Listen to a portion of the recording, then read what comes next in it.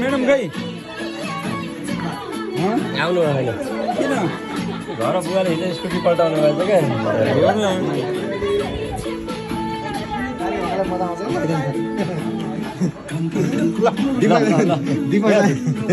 लाउने पाएको छैन मैले यो कलरै रहन्छ तपाईँको त्यही भएर के नमिलेर आएको